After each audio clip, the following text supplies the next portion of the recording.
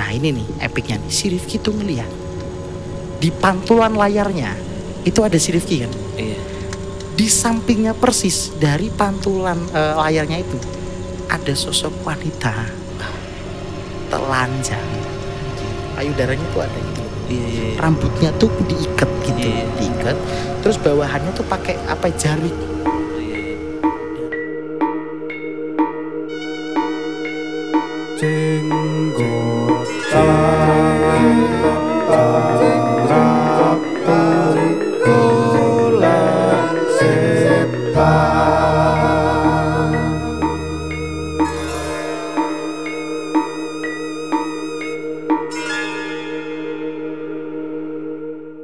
Oh alah ra ngomong. Ya cuma lagi di jenggotan ya guys ya. Jeng Ratu Golek Setan. Dunia bukan cuma tempat bagi manusia, tapi juga bagi mereka yang tak kasat mata. Yo, so let's get it guys ya. Mari kita teruskan ceritanya. Kali ini ada cerita apa bro?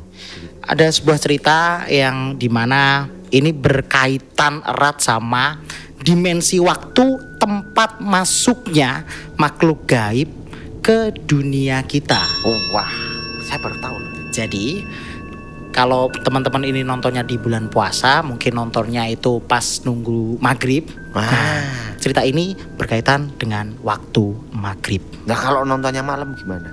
Mungkin besoknya. Oh kan gitu. Iya. Bisa. Siapa bilang bahwa Ramadan itu nggak ada iblis atau setan yang mengganggu?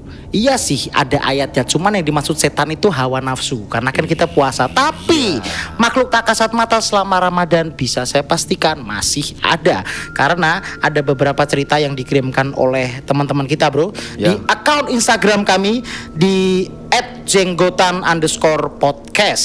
Nah kalau sebelumnya lewat email, sekarang lewat akun Instagram kami di @jenggotan_podcast. Kita mulai langsung dari chapter pertama. Chapter pertama ini menceritakan Rifki, seorang filmmaker yang pada saat cerita ini berlangsung, dia sedang berada di Pulau Banda Neira di Maluku Tengah. Badai. Nah, gitu Banda Neira. Ini kebetulan proses proses syutingnya di Maluku Tengah itu sudah selesai. Prosesnya sudah selesai, semua timnya balik ke Jakarta, ya kan, pembuatan film pendek lah, balik ke Jakarta. Nah, tapi sebelum balik ke Jakarta, si Rifki ini menyadari bahwa ada scene yang belum terambil. Scene-nya itu adalah scene time lapse. Oh, saya kira itu Sintayong. Wah, itu pelatih Korea Selatan waktu Piala Dunia. Aduh, kenapa kita bicara konspirasi? Kok bisa kok Sincan kekesan apa sih? Oke, lanjut.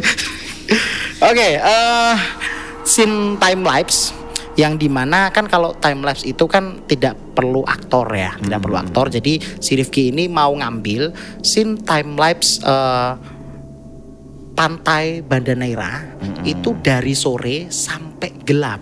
Oh iya. Nah, spot yang bagus kebetulan itu pengambilan gambarnya itu di benteng Belgica. Aku nggak tahu bacanya apa, cuman tulisannya BELGICA.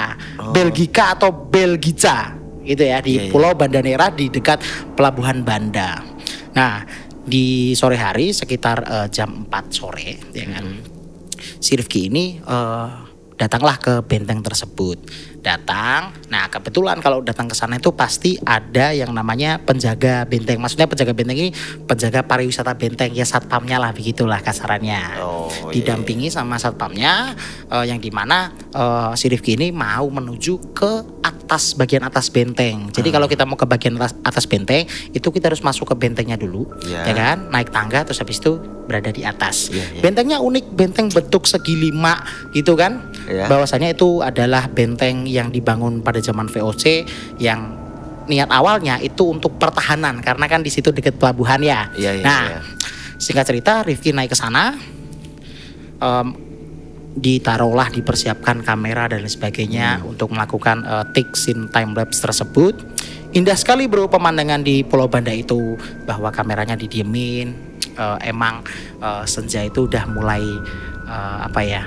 menguning ya kan, Iya. menguning, matahari tenggelam dan lain sebagainya. Setelah itu gelap dan habis maghrib si Rifki ini ngeberesin keperluan syutingnya ya kan, keperluan syutingnya dan bilang ke satpamnya terima kasih Pak sudah didampingi segala macam gitu kan. Terus pulang gitu kan. Pulang dia. Pulang. Nah, kejadian aneh pertama itu pas Rifki pulang ya kan. Iya. Kan kalau pulang tadi ingat jalan masuknya lewat tangga Lewat ya kan. tangga. Nah, pas Rifki pulang turun tangga, Bro. Iya. Itu kayak apa ya? Si Rifki ini mendengar suara entah dari mana ya, yang jelas dari Iya. dalam benteng itu ya. Mendengar suara gitu.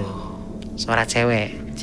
Dikira satpamnya, tapi kan satpamnya nggak cewek dong. Iya. Tapi ya si Rifki tidak mempedulikan itu, akhirnya pulang. Nah si Rifki ini tidur di sebuah kos-kosan yang terletak di dekat SMA 1 Banda Neira, ya kan. Kos-kosan. Nah begitu nyampe kos-kosan kan ngedit time lapse itu kan gampang ya.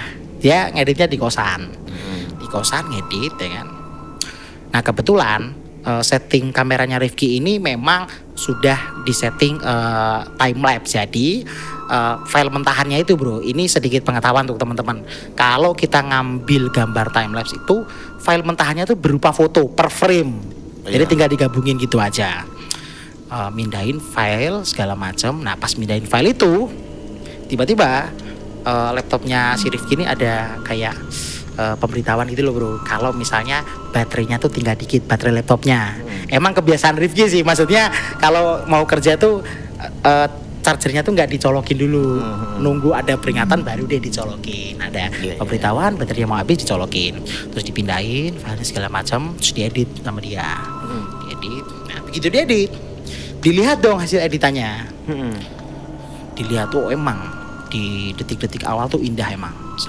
Matahari itu mulai tenggelam. Nah, tapi si Rifki ini melihat keanehan bahwa di editannya ya, sebelum langitnya itu mencapai titik gelap, itu videonya tuh berhenti. Loh, selesai gitu aja. Padahal targetnya itu dari produsernya itu harus sampai gelap kan? Sampai gelap dari ya kan? matahari tenggelam. Betul. Gelap. Ini belum gelap, belum, ya kan? Iya. Belum gelap tuh udah. Videonya kok berhenti, mungkin ada kesalahan ngedit kan. Iya. Diulang lagi editannya, diulang lagi dari awal tuh, hasilnya tetap sama. Terus akhirnya si Rifki memutuskan untuk mereview yang ada di foto-foto itu, kan per frame tuh di review, diliatin satu-satu, awalnya normal segala macam, diliatin sampai akhirnya si Rifki tuh menemukan satu foto bro, satu foto yang dimana itu kalau kita bayangin frame, terus di tepat di frame itu ada ya kayak pantai lah, pelabuhan Banda Neira itu. Dia kan ngambilnya di atas benteng. Itu di pinggiran framenya nggak kelihatan jelas sih, cuman ya di pinggiran frame itu ada kayak punggung cewek gitu bro. Oh iya. Punggung cewek, nggak kelihatan semuanya sih, kelihatan sebagian. Emang di pinggir memang. Iya. Nah, punggung cewek siapa nih gitu kan. Nah, pas diliatin foto selanjutnya ada punggung cewek, foto selanjutnya ada lagi per frame ya ini, terus ada lagi. Nah di frame berikutnya itu kayak apa ya, frame-nya tuh kayak ada asap gitu loh bro, tiba-tiba tuh kayak ada asap nutupin frame-nya. Oh iya. Asap dari mana, padahal Rifki kan gak ngerokok kan. Terus akhirnya dilanjut lagi, dilihat. Nah asapnya udah hilang, tapi si cewek itu ya, punggung cewek itu masih ada di situ.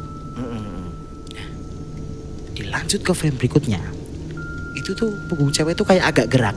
Oh iya. Dipindahin lagi terus sampai akhirnya cewek itu kayak loncat dari benteng itu, dari atas loncat ke bawah, blek gitu, seolah-olah gitu. Iya. Wah apaan nih, gak bener kan? Tapi si Rifki nangkep gak benernya tuh lebih kepada ini kok video timelapse-nya gak sampai selesai ya. Akhirnya si Rifki memutuskan untuk ya udahlah gak ambil pusing, besok take ulang.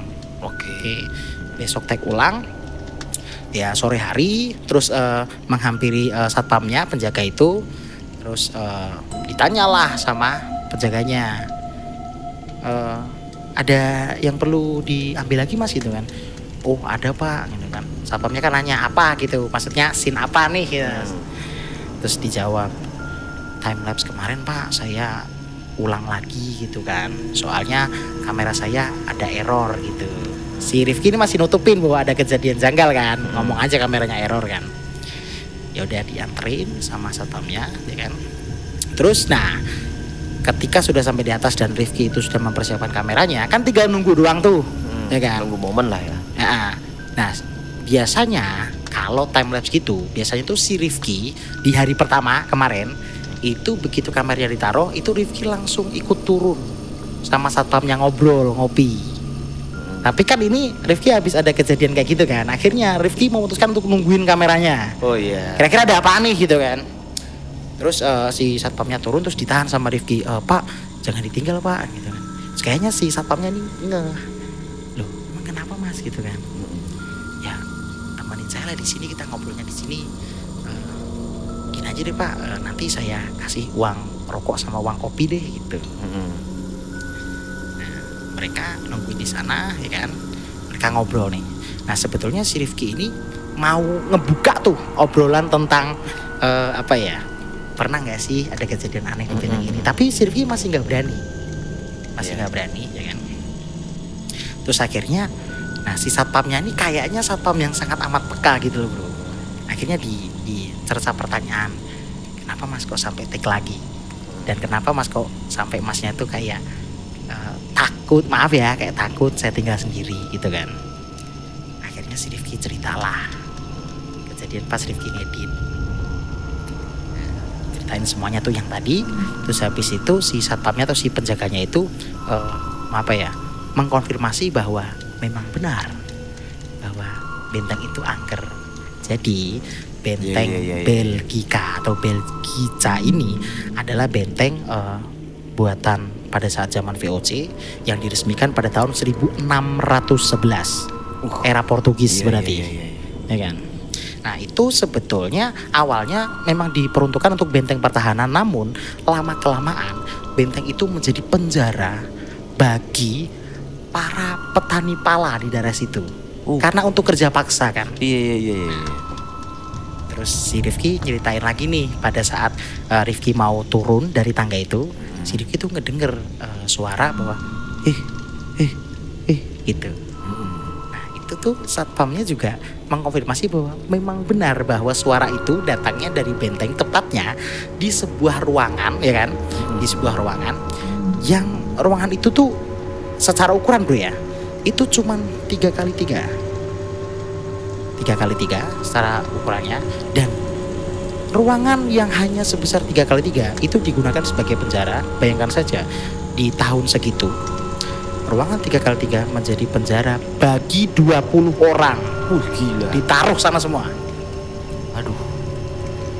Oke, untuk petani pala untuk dipekerjakan paksa begitulah. Nah, terus si satpamnya ngelanjutin ceritanya bahwa memang di zaman dulu itu ada cerita begini. Anda tahu kan bahwa kalau orang itu disesel-seselin menjadi satu ruangan, itu kan pasti stresnya kan ada kan, sakit, stres segala macam. Nah itu ada satu petani pala, ya kan? Itu petani wanita bro, petani wanita, gitu kan?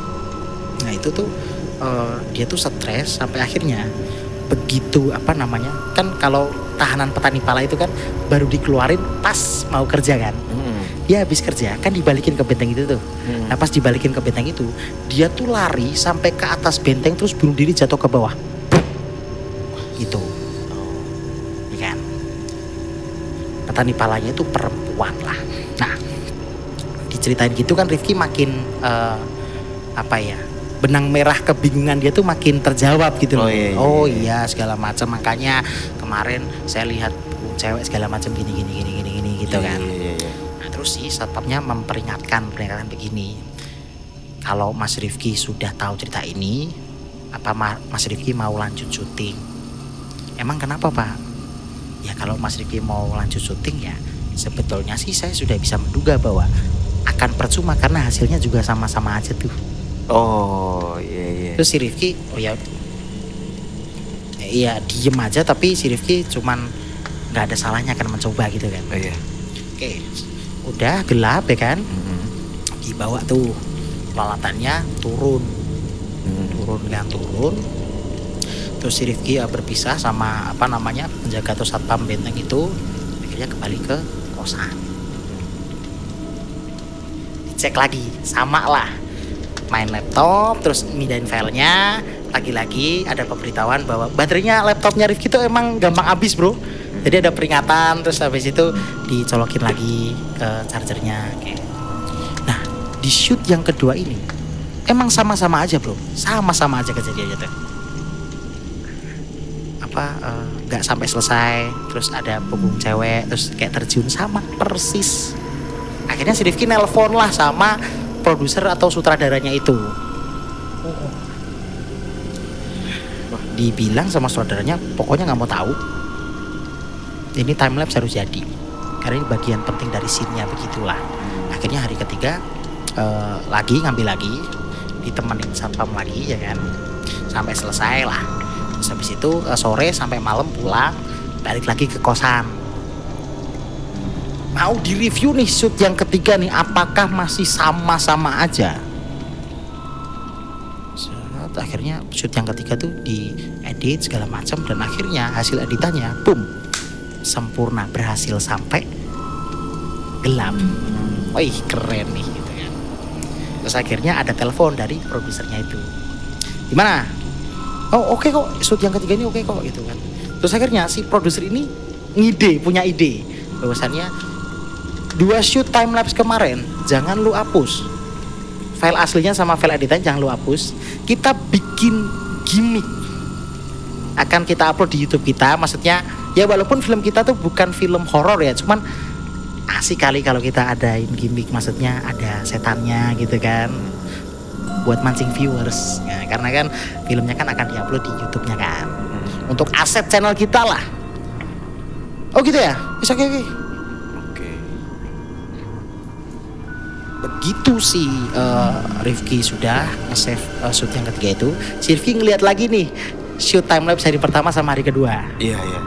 Dilihat lagi editannya. Nah yang dilihat ini bukan hasil editannya, tapi foto per frame-nya itu, yang pas momen si wanita itu ada. Pas dicek dari foto awal sampai akhir, wanita itu tidak ada. Mana nih yang ada? Cewek terjunnya mana nih? Nggak ada kan? Ya kan? Terus akhirnya, padahal dilihat pada saat hasil editannya, ya kan? Iya. Ya sama bro. Jadi sepersekian detik itu ada cewek terjun gitu loh bro. Iya. Terus sama videonya nggak selesai. Bisa nih, kok bisa kayak gini, apakah ada error gitu kan di kameranya kan, apa ada frame yang hilang.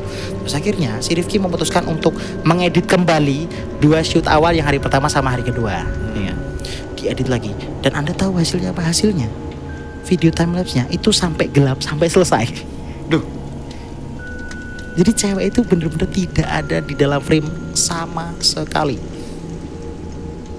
Wah, kok bisa? Oke. Akhirnya kan si Rifki kan apa ya namanya ya, cuman domblong gitu loh, maksudnya ngelamun sambil ngeliatin layar laptopnya ya. Iya, jadi Anda bayangin gitu ya. Meja, laptop, terus Rifki duduk nih, Iya. sambil ngeliatin layar laptopnya nih, kira-kira kenapa, ada apa segala macam. Nah tiba-tiba tuh di layar laptopnya si Rifki itu ada peringatan bahwa baterainya habis. Nah biasanya kalau ada peringatan baterai habis, Rifki pasti selalu nyolokin chargernya. Nah ini enggak, Rifki masih sibuk melamun. Ayo dibiarin aja, diliatin. Nggak diapa-apain laptopnya. Tiba-tiba laptopnya tekcung, mati. Layarnya, laptopnya kan mati, kehabisan baterai kan. Nah kalau laptopnya mati, itu kan pasti layarnya hitam kan. Nah pas layarnya hitam, nah ini nih epicnya nih, si Rifki tuh ngeliat di pantulan layarnya itu ada si Rifki kan. Di sampingnya persis dari pantulan layarnya itu ada sosok wanita telanjang, payudaranya tuh ada gitu. Rambutnya tuh diikat gitu, diikat. Terus bawahannya tuh pakai apa, jarik. Dan apa namanya, badannya tuh penuh dengan cambukan, sayatan, pisau kayak gitu-gitu. Nah kaget Rifki. Terus habis itu Rifki refleks, dia loncat dari kursinya ya kan, Terus habis itu laptopnya ikut kelempar. Ya apa namanya, si Rifki langsung lari lah, ngibrit dari kosannya itu. Ya akhir ceritanya sih begitu bro. Dan ternyata usut punya usut bahwa hantu arwah perempuan petani pala itu emang sering mengganggu di sekitaran benteng itu. Sampai-sampai si Rifki kan diikutin sampai kosan. Iya sih, kosannya deket benteng sih ya. Masih bisa diikutin lah. Dan satu lagi nih untuk chapter pertama, satpamnya itu juga ada cerita singkat aja nih. Jadi waktu satpamnya tuh jaga bro, jadi di bawah benteng itu tuh bagian luar benteng ya, itu ada pos untuk satpamnya itu. Dan ini pas maghrib juga, maghrib segala macam. Nyantai lah sih satpamnya ini, penjaganya nyantai minum kopi kan. Persis nih minum kopi kayak gini nih. Ya, enak kopi nih. Kopi dari mana nih? Tahu nih anak-anak nih. Dari mana guys? Mahesa ya. Oh dari. Produk Bojonegoro loh. Wah enak sih, kopinya enak sih. Produk. Harus Anda promokan ke apa namanya, Pulau Banda Neira ya kan? Iya, Kan ceritanya Banda Neira kan. Iya. Lagi minum kopi tiba-tiba tuh kayak di atap posnya itu kayak ada yang jalan. Nggak lama kemudian kayak ada yang jalan. Terus habis itu si satpamnya kan nengok atasan. Pas satpamnya nengok atas, tiba-tiba dari atas tuh ada sosok perempuan petani pala itu.